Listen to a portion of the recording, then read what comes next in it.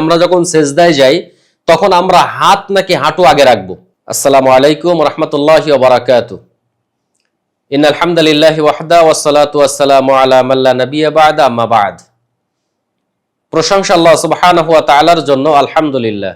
শান্তি অবতীর্ণ হোক নবী মুহাম্মদ সাল্লাল্লাহু আলাইহি ওয়াসাল্লামের উপর, যার আদর্শকে বাস্তবায়ন করার জন্য আমাদের এই ক্ষুদ্র প্রচেষ্টা। আল্লাহুম্মা সাল্লি আলাইক, আল্লাহুম্মা বারিক আলাইক। ইউনাইট টিভির সম্মানিত দর্শক শ্রোতা মণ্ডলী, অতীব গুরুত্বপূর্ণ একটি বিষয় নিয়ে আমি আপনাদের মাঝে উপস্থিত হয়েছি, সালাত সংক্রান্ত বিষয়। আমরা অনেক সময় আমরা যখন সেজদায় যাই, সালাতের সময় আমরা যখন সেজদায় যাই তখন আমরা হাত নাকি হাঁটু আগে রাখবো? এ ব্যাপারে আল্লাহ নবী সাল্লাল্লাহু আলাইহি ওয়াসাল্লাম 1091 নম্বর হাদিস সহিহ সুনানে আন-নাসাই, 840 নম্বর হাদিস সহিহ আবু দাউদের মধ্যে আসছে।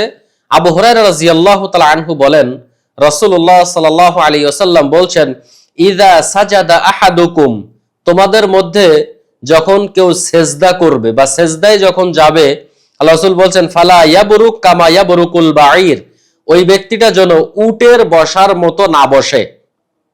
তো কিভাবে বসবে? আল্লাহ রাসূল বলছেন যে ওয়াল ইয়াদা ইয়াদাইহি ক্বাবলা রুকবাতাইহি, আল্লাহ রাসূল বলছেন যখন সে সেজদায় যাবে তখন তার হাঁটু মাটিতে রাখার আগে তার হাত দুইটা মাটিতে আগে রাখবে। আল্লাহ রাসূল বলছেন ক্বাবলা রুকবাতাইহি, তখন তার হাত দুইটা জমিনে আগে রাখবে, পরে হাঁটু রাখবে।